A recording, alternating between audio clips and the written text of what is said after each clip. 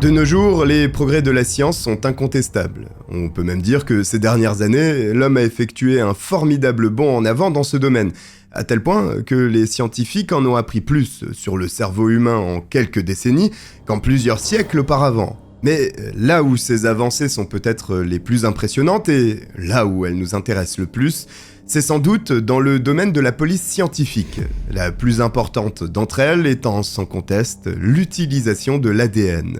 En réalité, l'exploitation de l'ADN au service de la justice n'est pas si lointaine, car ce n'est qu'en 1984 que cette technique d'investigation a été découverte, puis introduite dans les enquêtes criminelles françaises en 1990. Il y a encore quelques dizaines d'années en arrière, les criminels pouvaient donc facilement s'évanouir dans la nature après leurs méfaits, malgré tous les efforts des policiers. Il leur suffisait d'être assez intelligents et précautionneux pour ne laisser aucune preuve incriminante derrière eux, et ce, même si leur sang se trouvait sur le lieu du crime. Aujourd'hui, une telle preuve signerait presque immédiatement la condamnation du suspect, parce qu'il suffirait aux enquêteurs de demander un comparatif ADN pour confondre le coupable. Et des fois, même sans avoir la matière, il est possible de remonter jusqu'à un tueur désormais. Vous l'avez compris, l'ADN est un procédé presque miraculeux. C'est justement cette prouesse scientifique qui va permettre de faire condamner le meurtrier d'une jeune étudiante lilloise en 2016, plus de 20 ans après les faits, et dont personne n'aurait douté qu'il était l'assassin.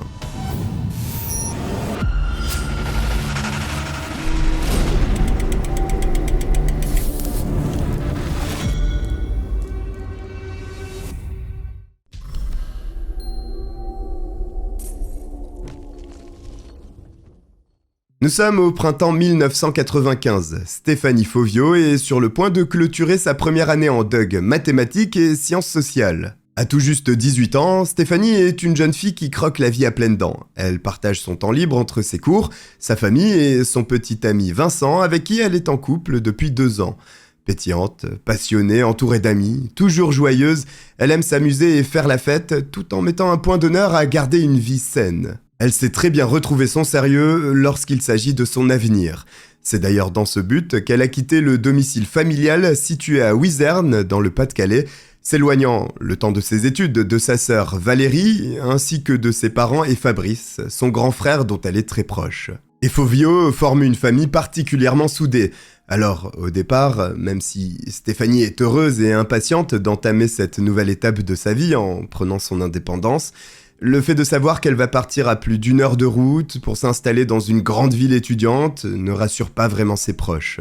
Heureusement, elle ne sera pas totalement seule. En effet, l'une de ses amies du lycée, Karine Dupont, a été acceptée dans la même faculté, et les 2 jeunes filles décident tout naturellement de s'installer en colocation afin de partager les frais du loyer, mais aussi de ne pas se retrouver trop isolées. Et puis, pour Karine et Stéphanie, il sera bien plus agréable de partager une colocation que de rentrer le soir après les cours dans un appartement complètement vide et silencieux.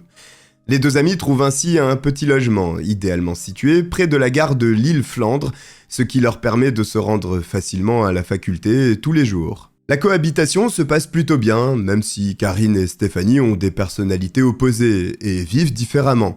Karine est plus introvertie, plus solitaire, mais cela n'empêche pas Stéphanie et elle d'entretenir une amitié solide depuis le lycée. Et finalement, la vie au sein de la colocation est joyeuse. Le mercredi 24 mai 1995, Stéphanie et Karine se lèvent comme à leur habitude. Ce jour-là, le premier cours de Karine a lieu tôt le matin.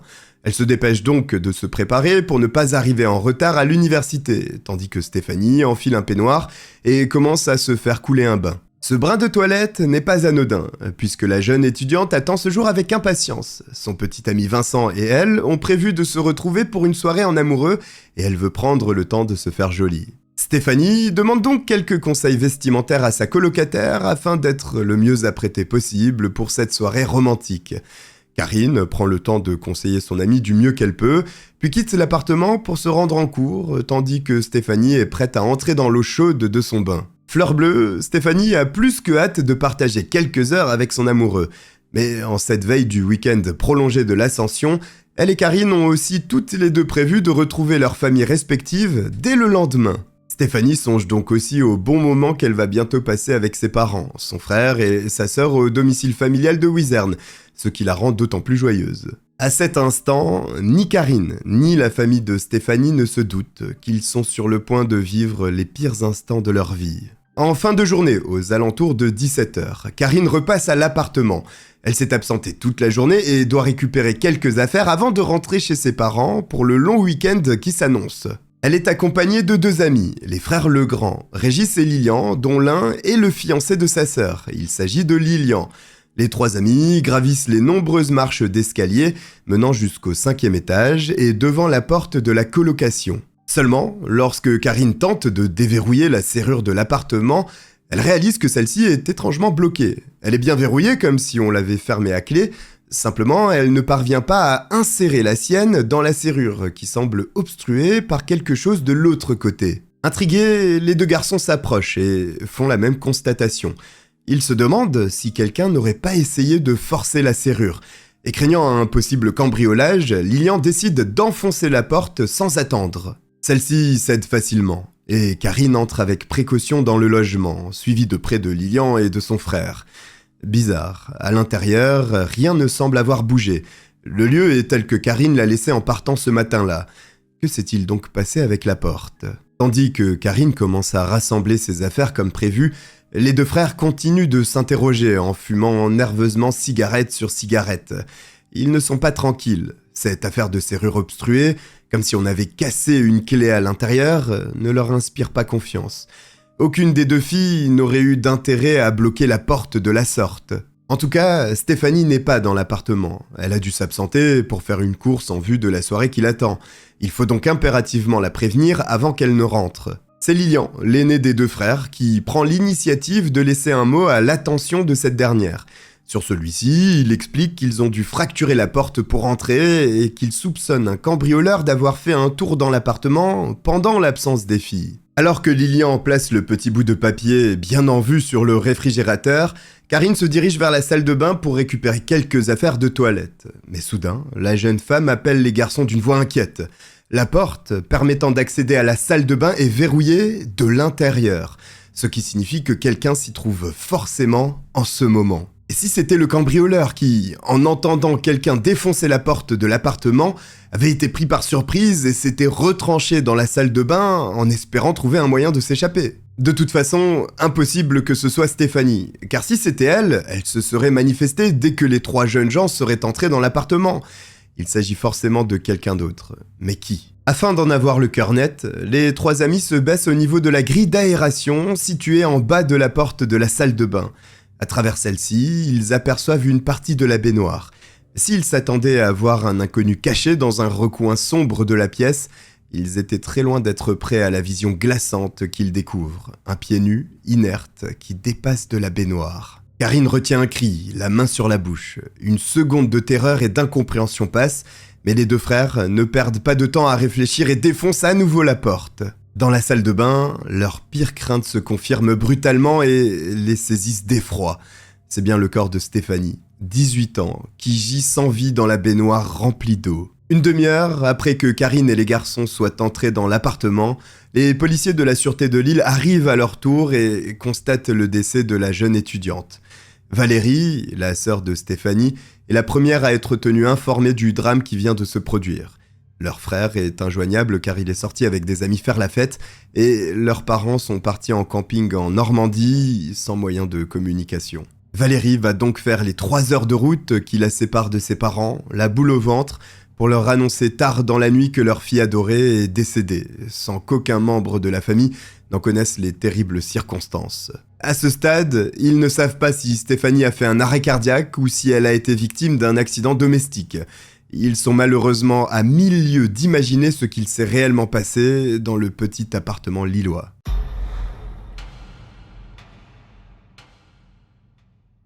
La jeune étudiante Stéphanie Fauvio vient d'être découverte décédée au fond de la baignoire de l'appartement qu'elle partage avec son amie Karine. C'est d'ailleurs elle qui fait l'horrible découverte en compagnie des frères Legrand venus l'accompagner. Une question se pose alors. Que s'est-il passé derrière ces murs durant les heures qui ont suivi le départ de Karine ? Sur place, les agents de police se forgent immédiatement un avis quant aux circonstances du drame et écartent d'entrée de jeu l'hypothèse de l'accident. En effet, un élément n'échappe pas à l'œil aiguisé des enquêteurs. La jeune étudiante est encore vêtue de son peignoir blanc, mais celui-ci est entrouvert sur son intimité, comme si quelqu'un avait essayé de lui arracher. Elle se trouve allongée sur le dos, la tête complètement immergée dans l'eau, avec une jambe sur le rebord de la baignoire. Surtout, les policiers remarquent d'évidentes traces de strangulation autour du cou de Stéphanie. Un autre point, son visage est brûlé au second degré, visiblement ébouillanté, et elle a reçu plusieurs coups à l'arrière du crâne, sans compter les marques et les bleus présents sur la majeure partie de son corps. Pas de doute, Stéphanie a été la victime d'une agression extrêmement violente, et elle a tout tenté afin de sauver sa vie. La position du corps ainsi que le peignoir ouvert de cette façon, et en partie déchiré, laisse tout de suite penser à un crime de nature sexuelle. Mais les policiers ne peuvent l'affirmer avec certitude à ce stade de l'enquête, car il peut tout aussi bien s'agir d'une mise en scène. La prudence est de mise dans ce genre d'affaires, et en attendant que l'expert médico-légal fasse ses propres analyses, il commence donc par recueillir le plus d'éléments possible sur le lieu du crime, en gardant à l'esprit que l'ADN, cette nouvelle technique appuyant les policiers dans leurs enquêtes, pourrait leur être très utile. En 1995, les analyses ADN n'en sont pour ainsi dire qu'à leur balbutiement. En tout cas, la maîtrise de ce procédé n'est pas complète, mais les policiers commencent déjà à être formés sur l'importance de récolter soigneusement toute empreinte génétique. L'appartement est donc passé au crible. Empreintes digitales, mégots de cigarettes, cheveux, de nombreux prélèvements sont effectués. Mais l'indice le plus important se trouve sur le corps même de Stéphanie, près de son nombril. Les enquêteurs trouvent un poil noir, qui semble être un poil pubien. Lorsque l'on enquête sur un meurtre, on ne peut pas rêver mieux que de trouver directement la signature de l'auteur du crime. C'est justement ce que viennent d'obtenir les policiers, car il leur suffira de lancer une comparaison ADN entre leurs suspects pour confondre le coupable sans le moindre doute. Comme dans toute enquête, les policiers commencent donc par interroger les proches de Stéphanie en vue de connaître son entourage et de savoir si elle était la cible de menaces, si quelqu'un l'a harcelée ou si elle avait eu des problèmes par le passé. C'est tout d'abord Karine, la colocataire de Stéphanie, qui est interrogée dans la chambre de leur appartement. Choquée de la découverte atroce qu'elle vient de faire, Karine affirme que son amie n'avait aucun ennemi et ne se créait jamais de problème. D'ailleurs, le portrait qu'elle dépeint de Stéphanie est bien loin de celui d'une jeune fille rebelle qui aurait pu s'attirer des ennuis. Vincent, le petit ami de Stéphanie, est lui aussi invité à rejoindre les agents de police à l'appartement.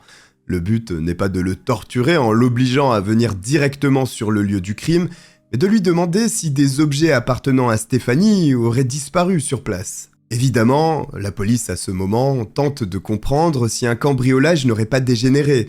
Des crimes sont souvent commis lorsque les cambrioleurs au profil violent croisent des propriétaires ou locataires encore présents dans leur logement. Bien qu'anéanti et bouleversé, Vincent fait de son mieux pour apporter son aide aux enquêteurs. Effectivement, il se trouve que des bijoux appartenant à Stéphanie, une bague et un collier qu'il lui avait offert restent introuvables.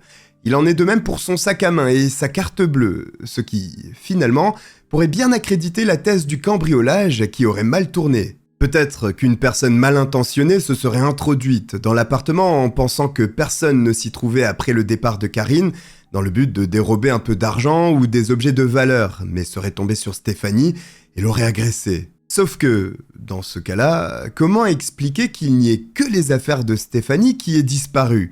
Car après une inspection minutieuse, il s'avère qu'aucun effet personnel de Karine n'a été volé, ce qui paraît étonnant. Cela pourrait être le fruit du hasard.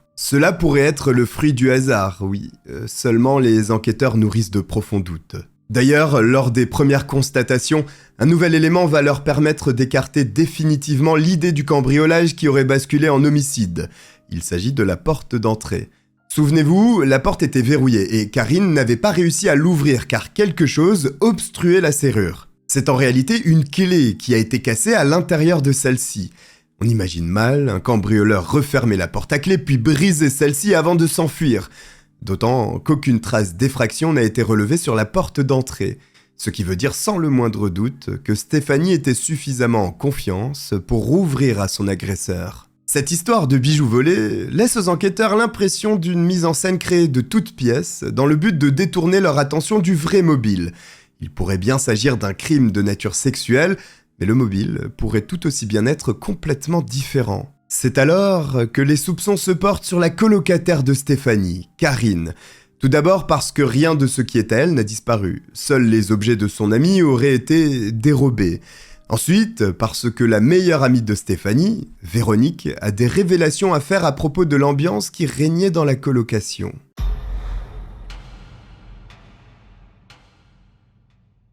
La thèse du cambriolage est donc écartée par les policiers qui ne se sont pas fait berner par la tentative du tueur de les envoyer sur une fausse piste. D'ailleurs, cela démontre deux choses. La première, le meurtrier est malin. Il planifie son meurtre et prévoit de mettre des bâtons dans les roues des autorités. La seconde, il s'agit certainement d'un proche de Stéphanie. Maintenant que les enquêteurs lillois savent ça, ils se concentrent sur ces derniers et Karine. La colocataire et amie de l'étudiante assassinée entre dans le collimateur des forces de l'ordre suite à une déclaration d'une autre amie de Stéphanie, Véronique. Quelques jours après le meurtre, celle-ci se rend au commissariat pour faire une déclaration officielle et raconte aux policiers que Stéphanie s'était confiée à elle lors d'une soirée au restaurant quelque temps plus tôt. D'après elle, Stéphanie lui aurait fait part de tensions entre elle et Karine.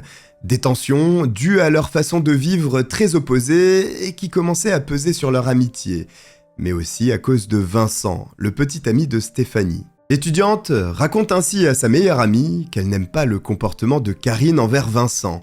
Elle a l'impression que Karine tente de faire du charme à son petit copain.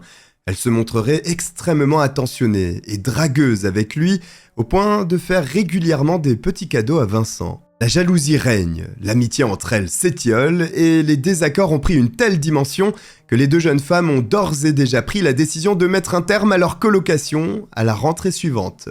Lorsqu'ils recueillent ce témoignage, les policiers de Lille se demandent si Karine n'aurait pas pu s'en prendre à Stéphanie parce qu'elle était jalouse de son histoire avec Vincent, ou si une querelle entre les deux jeunes filles n'aurait tout simplement pas pu tourner au drame sous ce climat pesant. Karine est aussitôt placée en garde à vue afin de répondre aux questions des enquêteurs.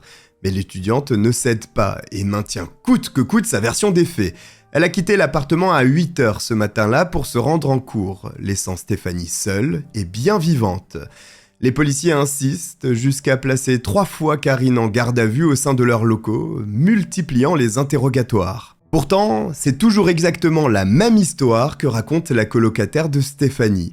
Elles avaient bien quelques différends et l'ambiance dans la colocation était certes devenue un peu délétère, mais elle n'a pas tué son amie. De toute façon, elle possède un alibi irréfutable, car ce matin-là, elle passait des examens à l'université de Lille, ce dont ses professeurs peuvent témoigner. Mais les policiers restent convaincus que Karine peut avoir assassiné sa colocataire. D'ailleurs, le médecin légiste situe l'heure de la mort de Stéphanie entre 6h du matin et midi, ce qui n'exclut pas que Karine ait tué Stéphanie entre 6h et 8h, juste avant de partir en cours. Et puis, si elle n'a pas commis directement le meurtre, il se pourrait qu'elle ait réussi à convaincre une autre personne de se salir les mains à sa place. Cela s'est déjà vu. Pourtant, faute de preuves, les enquêteurs n'ont d'autre choix que de relâcher Karine après avoir tenté, par tous les moyens, de la faire passer aux aveux. L'enquête reprend donc son cours et, pour l'instant, les policiers n'ont plus aucun suspect dans leur viseur. Mais une nouvelle expertise va les orienter dans une direction inattendue.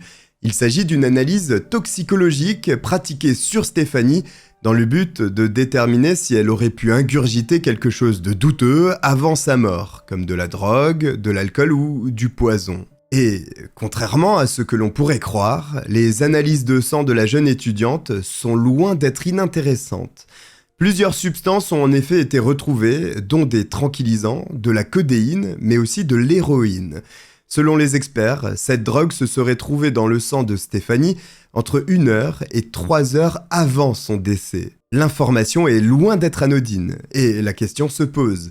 Stéphanie était-elle une consommatrice régulière ? Et si elle avait eu un différend avec un trafiquant qui lui réclamait de l'argent ? Si c'était du côté des réseaux de drogue qu'il fallait d'abord chercher ? La famille de Stéphanie monte tout de suite au créneau. Non, leur fille n'était pas une droguée, encore moins une toxicomane. Son frère soulève notamment un point essentiel. Où Stéphanie aurait-elle pu se procurer l'argent nécessaire à sa consommation alors qu'elle vivait déjà avec si peu de moyens dans son petit logement étudiant ? Malgré l'indignation des parents de Stéphanie, les policiers ne veulent pas laisser le moindre élément leur échapper.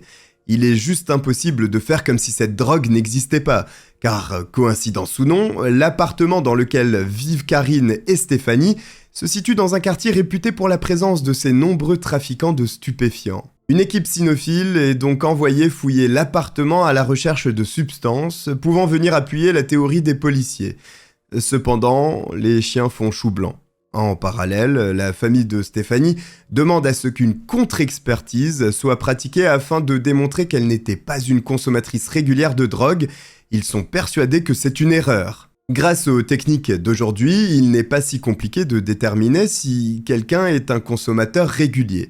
Il suffit de pratiquer une analyse sur un cheveu, sur lequel, au fil du temps et des prises de drogue, les molécules se fixent. Il est ainsi possible d'affirmer depuis quand quelqu'un consomme telle ou telle substance, ou bien au contraire, s'il s'agit de la première fois. Dans le cas de Stéphanie, l'expert ne peut faire autrement que de se ranger du côté de la famille. Le cheveu prélevé ne comporte aucune trace antérieure de prise de ce genre de substance, et cela peut vouloir dire que c'est son agresseur qui l'aurait drogué. Il y a en effet peu de chances que Stéphanie, qui n'a jamais consommé la moindre drogue, ait décidé de se lever un beau matin et de prendre de l'héroïne à la place de son petit déjeuner, comme par hasard, le jour de son meurtre et au moment où elle allait rencontrer son petit ami avant la fin de semaine. Cette consommation d'héroïne reste malheureusement un mystère impossible à résoudre, et avec l'enquête de terrain qui ne donne strictement rien non plus, la piste du règlement de compte avec un trafiquant s'éloigne inexorablement. De nouveau, l'enquête est dans l'impasse. Les policiers se tournent donc vers ce qui reste leur plus grand espoir,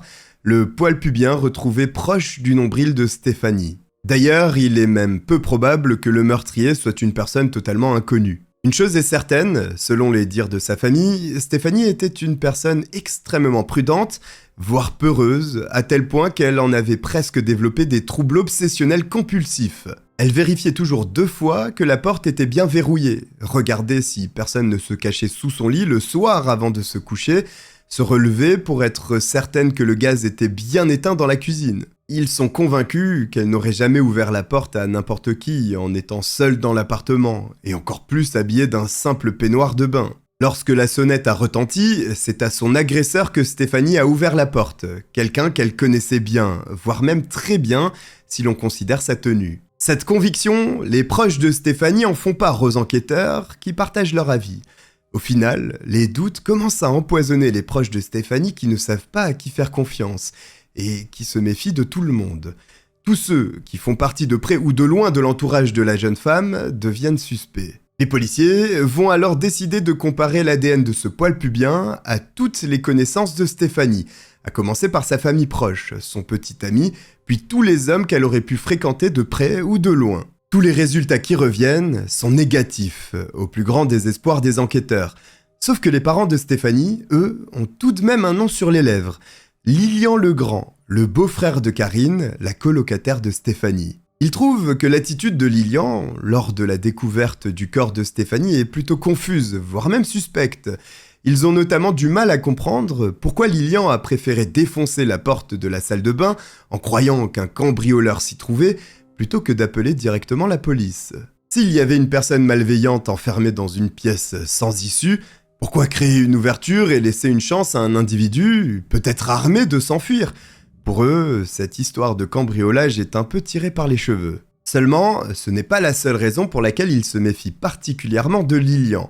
La mère de Stéphanie confie aux policiers que sa fille s'était déjà plainte auprès d'elle à propos du beau-frère de sa colocataire. Elle ne l'appréciait pas vraiment, surtout depuis que Karine lui avait confié avoir déjà été victime d'attouchements de sa part. En plus de cela, certaines fois, Lilian trouvait régulièrement des prétextes pour passer à l'improviste à l'appartement lorsque Stéphanie s'y trouvait seule, ce qui la mettait terriblement mal à l'aise. Mais cela ne fait pas pour autant de Lilian un tueur, car le profil du jeune homme est tout simplement à l'opposé de l'idée que l'on se fait de quelqu'un capable d'un tel déchaînement de violence. Au moment des faits, Lilian vient même de passer avec succès le concours de la gendarmerie et est en attente de son affectation. Il vit en concubinage avec la femme qu'il aime, il est entouré de sa famille et de ses amis, et passe ses week-ends à aider ses parents qui sont en plein travaux de rénovation dans la vieille maison qu'ils viennent d'acheter. Consciencieux, les policiers prennent tout de même le temps de convoquer Lilian dans leurs locaux pour un interrogatoire.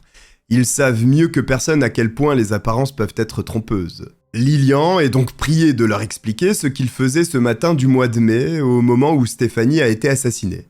Le jeune homme de 24 ans explique avec assurance qu'il a quitté sa compagne à 8h du matin, à Lens, et qu'il est ensuite directement allé rejoindre son père dans la maison qu'il est en train de restaurer. Il y aurait passé toute la matinée en compagnie de son père, qui confirme cette version des faits, ce qui rend impossible sa présence dans l'appartement de Stéphanie durant le meurtre. L'alibi est solide, l'excluant ainsi de la liste des suspects. Par acquis de conscience, les enquêteurs vont tout de même comparer l'ADN de Lilian à celui du poil pubien retrouvé sur le corps de Stéphanie. Et cette analyse confirme bien que Lilian n'est pas le coupable qu'il recherche, puisque l'ADN ne concorde pas. Lilian Legrand est définitivement innocenté et les interrogations autour du meurtre de Stéphanie ne font que se multiplier. De son côté, Ginette Fauvio, la mère de Stéphanie, est déterminée à retrouver le meurtrier de sa fille, coûte que coûte. Elle commence ainsi à mener une véritable enquête qui n'a rien à envier au travail de la brigade de la sûreté de Lille, et note minutieusement les noms de tous ceux qui ont croisé la route de sa fille dans un petit carnet. Ginette se déplace bien évidemment au sein même de la faculté de Lille où elle distribue des tracts et interroge étudiant après étudiant afin de déterminer comment se passait la scolarité de Stéphanie, comment elle était perçue par ses amis et ceux qui l'appréciaient moins, et surtout pour récolter le maximum de témoignages possibles. La maman a bien compris que le meurtrier se trouve là, tout proche. La frustration est d'autant plus grande, mais hors de question de laisser tomber. Il se peut même qu'elle ait déjà parlé à l'assassin de sa fille sans le savoir. Pourtant, malgré tous ses efforts, l'enquête s'enlise de plus en plus au fil des semaines, ce qui motive d'autant plus Ginette à apporter la moindre nouvelle information aux enquêteurs pour éviter à tout prix que le meurtre de sa fille ne devienne une affaire classée. Le nombre de recoupements ADN effectués par la police est presque invraisemblable, sans qu'aucun ne corresponde jamais. L'acharnement de la famille de Stéphanie et des enquêteurs semble vain, car l'affaire ne connaît plus aucun rebondissement. Les mois, puis les années passent inéluctablement, emmenant avec elles l'espoir de retrouver un jour l'auteur de ce meurtre sauvage.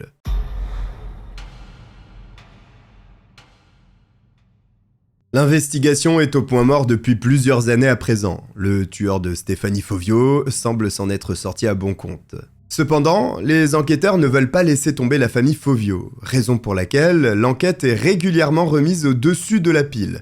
Mais ils savent que le temps est leur plus grand ennemi.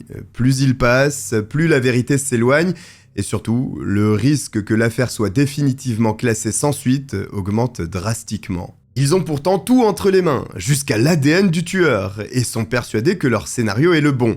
Quelqu'un de l'entourage de Stéphanie s'est présenté à l'appartement ce matin-là, en sachant très bien qu'elle était seule. Après l'agression, il a tenté de brouiller les pistes en lui administrant de la drogue et en lui dérobant des bijoux. Mais qui ? Malheureusement, les policiers lillois sont encore loin de trouver la réponse à cette question capitale. Ils accumulent les fausses pistes et les revers pendant plus de 10 ans. 10 ans, c'est long, surtout pour la famille Fauvio qui refuse d'abandonner le combat, ce qui touche profondément les enquêteurs chargés de l'affaire. Alors, dès qu'un nouveau suspect potentiel se manifeste, tout le monde se remet aussitôt au travail. En 2007, soit 12 ans après le meurtre de Stéphanie, un homme qui était étudiant à l'université de Lille à l'époque du meurtre est placé sur le devant de la scène. Durant son cursus universitaire, il semblait intéressé par la jeune étudiante, se montrant parfois un peu insistant. Il s'était même déjà rendu à l'appartement dans le cadre d'une soirée organisée par Karine et Stéphanie, soirée au cours de laquelle il aurait proposé à Stéphanie de lui donner quelques cours particuliers. Au moment où étaient entendus les premiers suspects, il avait aussi répondu aux questions des inspecteurs, mais avait fourni un alibi. Seulement celui-ci vient d'être démenti par sa compagne de l'époque. Interrogée par les enquêteurs, elle affirme qu'il a menti et que, contrairement à ce qui avait été dit en 1995, le suspect et elle n'ont pas passé la matinée ensemble le jour du crime. Pour les Fauvio ainsi que les forces de l'ordre, c'est enfin le rebondissement tant attendu.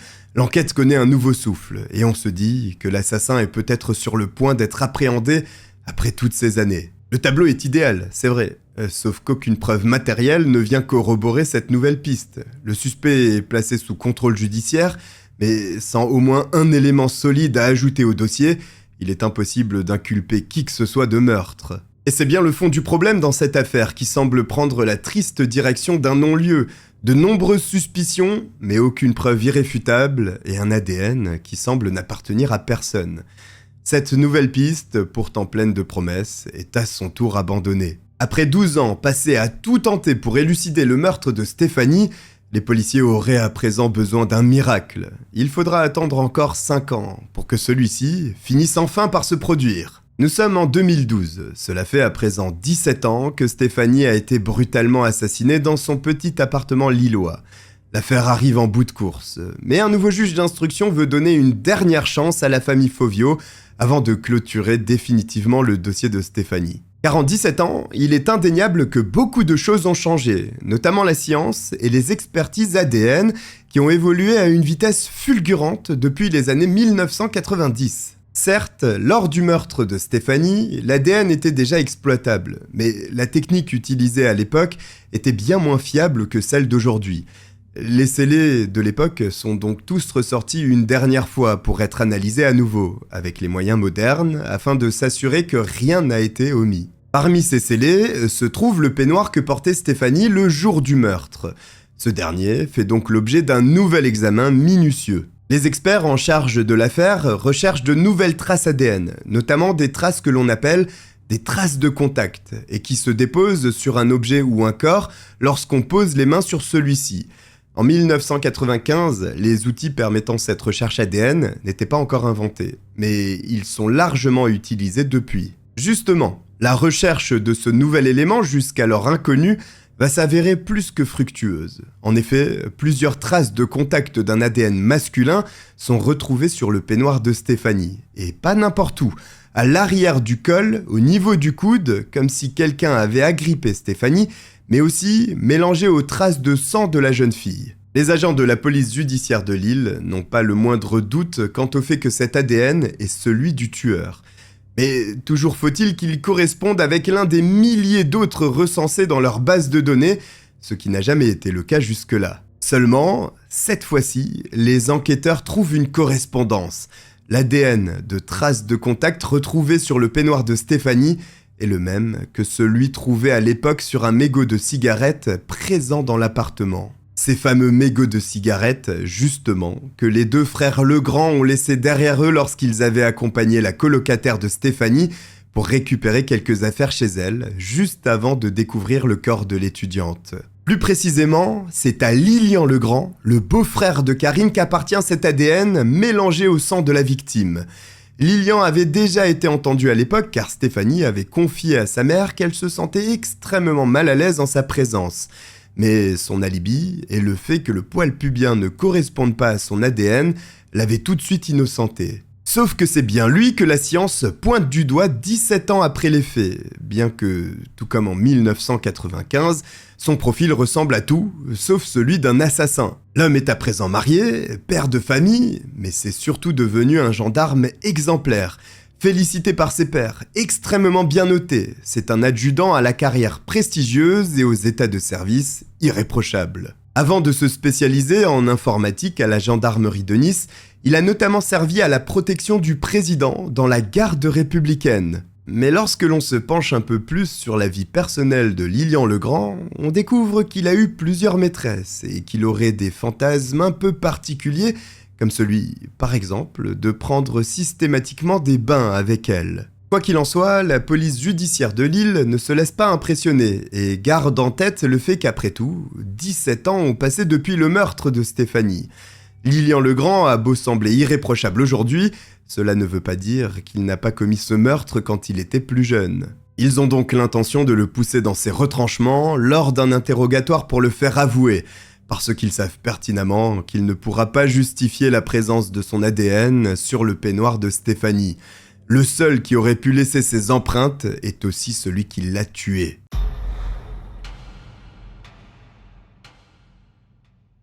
Nous sommes 17 ans après le meurtre horrible de la jeune Stéphanie Fauvio.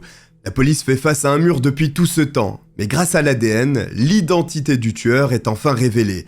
Il s'agit de Lilian Legrand. Sauf qu'il faut le faire condamner pour son meurtre et les enquêteurs s'y attellent. En 2012, Lilian Legrand reçoit une convocation de la police judiciaire de Lille et se présente donc au sein de leurs locaux, surpris mais confiant. Les enquêteurs lui annoncent tout de suite qu'il se trouve ici car il est le principal suspect d'un meurtre perpétré en 1995, celui de Stéphanie Fauvio. Lilian Legrand, sûr de lui et professionnel, ne se démonte pas. Il reprend précisément le récit qu'il avait donné à l'époque et rappelle aux enquêteurs qu'il a un alibi pour ce crime. Certes, les policiers ont connaissance de cet élément, mais un alibi peut se construire de toutes pièces, comme ça a été le cas pour un suspect précédent qui avait menti à l'époque. L'ADN, lui, est incontestable. Les policiers apportent donc ce nouveau détail à la connaissance de Lilian Legrand, dont la coquille semble soudain se fissurer.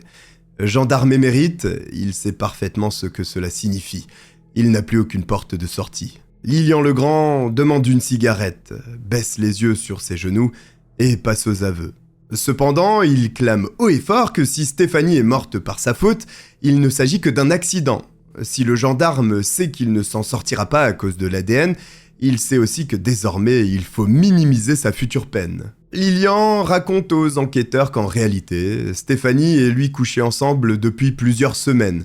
Le matin de sa mort, il s'était bien rendu chez elle et ils avaient eu un nouveau rapport consenti. Selon lui, c'est lors de ce rapport que tout se serait déroulé. Lilian raconte que, pris dans leur ébat très passionné, Stéphanie chute soudainement. Sa tête heurte alors violemment le bord de la baignoire, ce qui la tue sur le coup. Pas d'homicide, donc. Pour la famille Fauvio, cette histoire est tout simplement un nouveau mensonge. Stéphanie était folle amoureuse de Vincent, son petit ami de l'époque avec qui elle était en couple depuis 2 ans. Mais surtout, elle détestait Lilian Legrand. Elle n'aimait pas son attitude, ses petits coups d'œil vicieux, et savait très bien qu'il avait eu un comportement malsain avec sa belle-sœur, Karine. Lilian semble aussi avoir oublié que Stéphanie est morte étranglée, le visage ébouillanté, ce qui réfute indubitablement sa version des faits. Mais dans la précipitation pour sauver les meubles et 17 ans après les faits, difficile de se souvenir de tous les détails. D'ailleurs, dès qu'on l'informe de ses incohérences, sa mémoire se réveille subitement. Il se souvient à présent de ce qu'il s'est réellement passé ce matin-là. C'est vrai, il a rendu visite à l'improviste en s'annonçant derrière la porte, et Stéphanie lui a ouvert. En avisant le peignoir blanc qu'elle portait et en l'imaginant nue dessous, Lilian a eu envie d'avoir un rapport avec elle et lui a demandé de prendre un bain avec lui, comme il avait tendance à le faire avec ses maîtresses plus tard. Stéphanie refuse, il l'empoigne et l'étudiante tombe en tentant de se défaire de sa prise. À ce moment-là, Stéphanie perd connaissance, ce qui plonge Lilian dans un état de panique. Il décide alors de maquiller cet accident en cambriolage qui aurait mal tourné, en l'étranglant et en lui volant quelques bijoux. Il faut admettre que Lilian Legrand est doué dans le domaine de l'improvisation, car il raconte les histoires à la demande.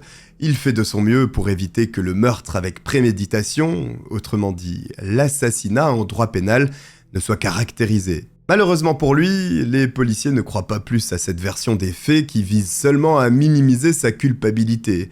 Comment expliquer le fait que Stéphanie ait eu le visage ébouillanté, les 3 fractures crâniennes, mais aussi la présence d'héroïne dans son sang? Rien ne tient dans ces explications bancales. Lilian Legrand n'apporte aucune réponse à ces interrogations. Il est donc mis en examen pour meurtre et tentative de viol avant d'être immédiatement incarcéré.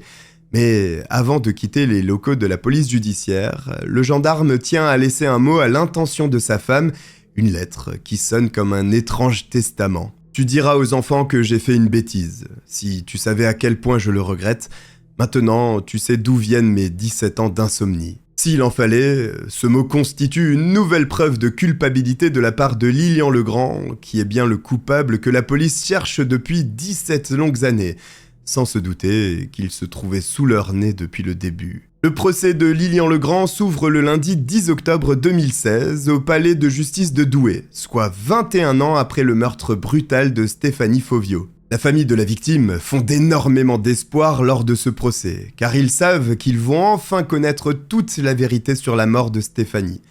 Après avoir passé tant de temps sans savoir, sans comprendre, tout en sachant que le meurtrier de leur fille courait toujours, les parents de Stéphanie ont besoin de voir son assassin condamné pour commencer leur long travail de deuil. Ce procès, c'est aussi une victoire en lui-même et une satisfaction incommensurable pour tous les enquêteurs qui ont travaillé jour et nuit à la résolution de cette affaire, ainsi que pour les juges et les magistrats qui ont toujours refusé de baisser les bras. Mais Lilian Legrand n'a malheureusement pas l'intention d'apporter le soulagement tant attendu par l'audience, car à la surprise générale, il opte soudain pour un revirement total et nie avoir joué le moindre rôle dans la mort de Stéphanie. Son avocat, le célèbre ténor du barreau, Éric Dupond-Moretti, a l'intention de le faire acquitter et de le libérer de toutes les charges qui pèsent sur lui. Une prouesse qui semble impossible, mais qui pourrait pourtant fonctionner si les jurés se laissent convaincre par son discours.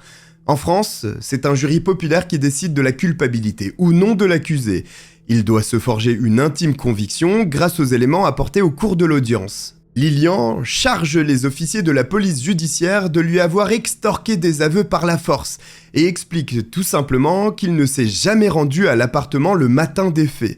Si son ADN s'est retrouvé sur le peignoir de Stéphanie, c'est parce qu'il s'est essuyé les mains dessus après se les être lavés le jour où il était allé voir Karine, sa belle-sœur. Et peut-être que le sang de Stéphanie s'est retrouvé par-dessus son ADN le jour où elle a été assassinée. Mais le témoignage de Mélanie, une gendarme appelée à la barre par l'avocat de la partie adverse, va littéralement faire basculer le cours du procès. Cette jeune femme raconte qu'elle a connu Lilian Legrand quelques années auparavant, lorsqu'elle était en formation dans une caserne de gendarmerie. Elle vivait avec 4 autres personnes au sein d'une colocation située juste en face du logement de Lilian Legrand, ce dernier étant leur supérieur. Mélanie a été témoin du fait que son supérieur harcelait quotidiennement l'une des jeunes femmes de la colocation. Il s'arrangeait pour passer à l'improviste, prendre le café, mais surtout, ces passages étaient prévus seulement lorsqu'elle se trouvait seule. Il serait même entré dans sa chambre pour regarder des photos qu'elle avait accrochées au mur, des photos de vacances sur lesquelles elle posait en maillot de bain. Il est également arrivé à Lilian Legrand de se promener complètement nue sur son balcon, donnant directement sur la chambre de la jeune femme, et ce, uniquement dans le but de s'exhiber sous ses yeux. La description que fait la gendarme au procès démontre un jeu sexuel évident auquel s'adonnait son supérieur, sans le consentement, bien sûr, de sa cible. Outre les similarités troublantes entre ce qu'avait rapporté Stéphanie Fauvio avant sa mort et cette histoire de harcèlement, il est aussi indéniable que Lilian Legrand est un pervers sexuel.